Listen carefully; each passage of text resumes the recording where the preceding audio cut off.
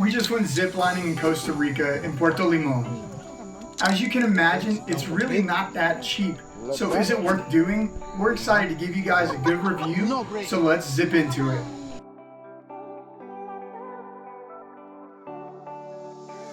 Alright guys, one of the first things you're going to notice when we get here is that it's really not that long of a port. It's also not that pretty of a port. But from here you can see it's maybe 75 yards until you actually reach the end of the port where all the excursions actually meet. You walk up, you first see these guys in this Connex block that's been converted. They do play music at some point. The rest of the time they just have this pre-recorded Welcome to Puerto Limon playing. You see a lot of people here taking pictures at the Welcome to Costa Rica sign, and then literally right behind that are all your tour buses, including this really cool looking monster bus that I think we're going to try next time we go. Now they have a souvenir market just like everywhere else. It's really similar to a straw market you'd see anywhere. You have your typical wares, except obviously sloths are the big thing here due to it being a rainforest, and coffee, Costa Rican coffee. So as you walk around, it's your typical straw market stuff. You know, they do have the dresses and the hats and the dolls and all that sorts of stuff. They have a lot of handmade trinkets and wooden things. And we like collecting little ships or things from everywhere we go. So here we ended up picking a wooden sloth that I believe you'll see coming up right there, hanging on that little branch. They have cool toucans, just their version of a straw market and their wares. So we got on our bus. This was our bus to actually go out to the city. One of the first things we passed was this cemetery, which is known for being the only cemetery in the Caribbean split by two sides of the road. But immediately after leaving the port, you'll see it's a pretty run-down area. Now there are a lot of industrial places there, but this is not the pretty side of Costa Rica. And that was one of the things that our tour guide on the bus made clear to us, is that when you think Costa Rica and you think volcanoes and rainforests, all these beautiful things, that is on the west coast, on the northern side of Costa Rica. That's where all those resorts are that you see. Here on the Atlantic side, while there is a lot of shrubbery and the rainforest is here, it's just not quite as pretty. And this seemed to be more of where you find your locals, where they live. You can see their very run-down buildings and shacks everywhere we went. People walking. There were a few cars here and there, but just not many in comparison to the amount of people we saw walking or riding bicycles. Stray dogs everywhere. You know, it really makes you appreciate what we have where we live. You can see our tour guide up there giving us an awesome speech. She really let us know about everything. And then our tour bus driver was actually pretty crazy, because while he was driving fairly safely, he was also trying to spot sloths in the trees for everybody, which was kind of concerning because they're actually a little harder to find than you would think.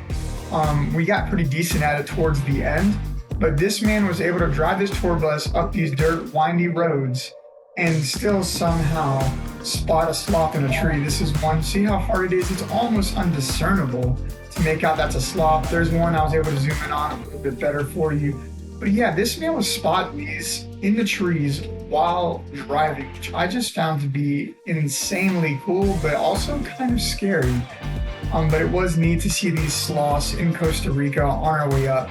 Now the journey to Zipline Park was a little bit over an hour and a half. So while this excursion is listed as a 4-hour excursion, just know 3 hours of that is travel time. I will say though, once you get there, this place is super efficient and the people are super, super nice. So you get off the bus, they expect you to use the restroom because you've been on the bus for so long.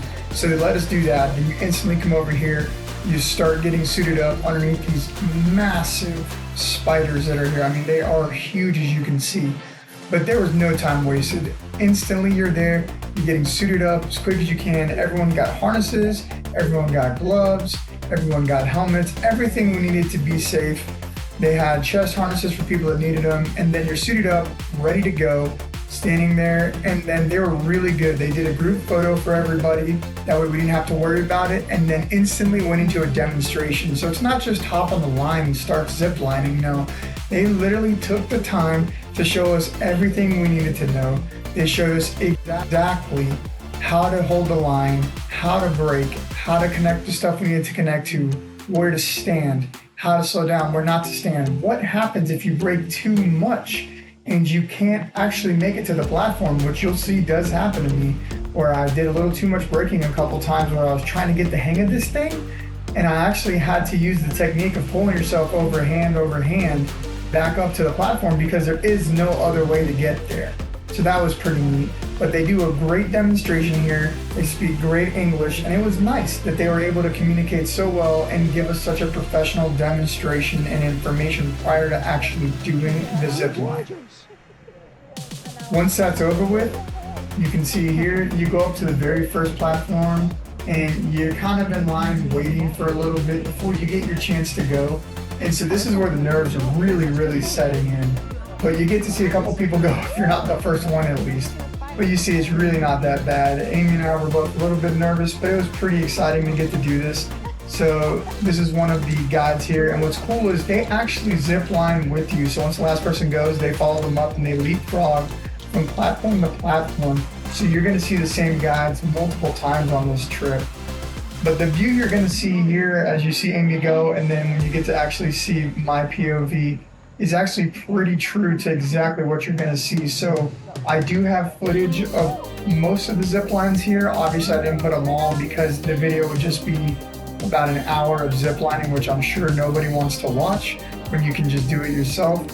But you see, you come up here, they're gonna hook you up real quick. They're very efficient at this whole process. You get your main line, backup line, or a belay line that's hooked up to you. They unhook you from the tree. And pretty much as soon as the person in front of you is clear the platform, you're good to go. And they're gonna send you on your way. So you see here, you're sitting there, you're holding it. Now one of the tricky things is when you're ziplining, you have to use your hands on the carabiner to actually control which way you're going. So you're naturally gonna start rotating, as you'll see here. I was trying to figure out what to do. I'm spinning the carabiner, ended up going the wrong way, had to spin it back the other way, overshot it, felt like I needed to brake, started braking, didn't quite make it.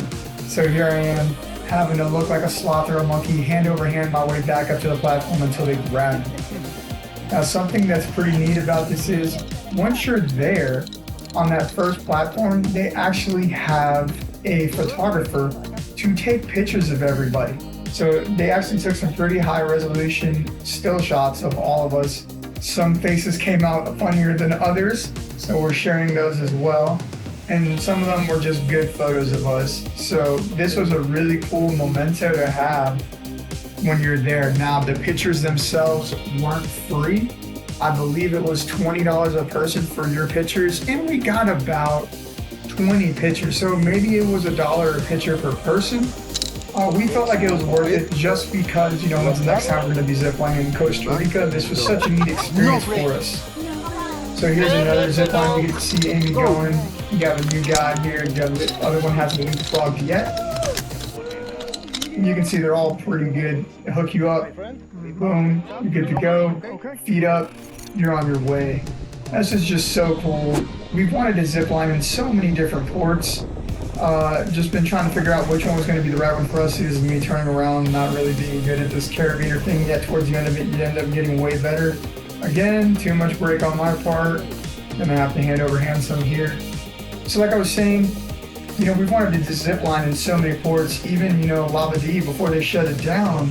However, we were just nervous about the price, especially in Lavadie. You get one extremely long zip line.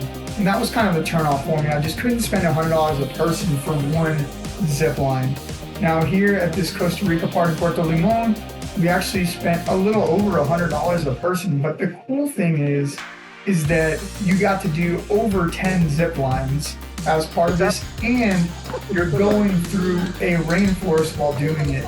This particular zip here, you're not going to see it real well on camera, but overhead there's actually a sloth towards the end crawling across a tree that we got to see. So I mean, that was one of the neatest things, is you're actually in a real rainforest at the top of a mountain, and there's sloths over you. I mean, you're just zipping through wildlife. Obviously, Amy kept expecting a snake to drop out of a tree or something and get her. We didn't see anything like that. There were a lot of bull ants and stuff like that on the platform trees. This is Kim, one of the Royal Caribbean singers and dancers. She's so cool. If you have a chance to meet her, I definitely recommend it. She's super nice. She even was kind enough to do another Furtado cover for us here, and then she reprises it on the next zip line, which is actually pretty funny. This was actually Kim's first contract with Royal Caribbean, and this was only like her second cruise. What's up, man? She was so kind, so nice. She was our chaperone for the trip, if you will, from Royal Caribbean, and man, what a great person, just very charismatic, smiley, just a great soul. Shout out to Kim from Royal Caribbean. So coming in for a landing, you're gonna see this is the last zip here. I skipped a few for you guys, but it's just a really cool experience. You're zipping through the rainforest. You just kind of feel like Indiana Jones or something super cool. All the staff was pretty nice. You end with the first person you started with. They were super nice. And you end up at this hut. This hut's where you get to see the pictures that they took from you. They take your gear, but then they also have refreshments there. My recommendation to you is not to get refreshments here. They are super expensive. I want to say a Snickers bar was like $6. A Coca-Cola was like $6 US. And the thing is, they know you're on the top of the mountain and they got you. So they're gonna charge it. So just bring your own stuff, leave it on the bus, and then eat it when you get back on the bus. All right, guys, so that about wraps up this review for ziplining in Costa Rica. It was an awesome time. Like I said, it wasn't exactly the cheapest excursion you could do, as it was a little over $100 a person. However, it was totally worth it. And the organization that we were actually ziplining with, that business, was very safety conscious. They were great, very professional. I would highly recommend them. I would go to them again for sure. It was a great time. And next time in Costa Rica, I'm probably gonna try that monster bus. It looks pretty cool. So let me know, what did you guys think? Is this what you expected? Have you done this? What was your experience like? And are you going to Costa Rica soon? If so, what are you most looking forward to? Let us know down below. And don't forget to watch one of our other videos here. It really helps the channel when you do. Thanks a lot, guys, and we'll see you on the next one.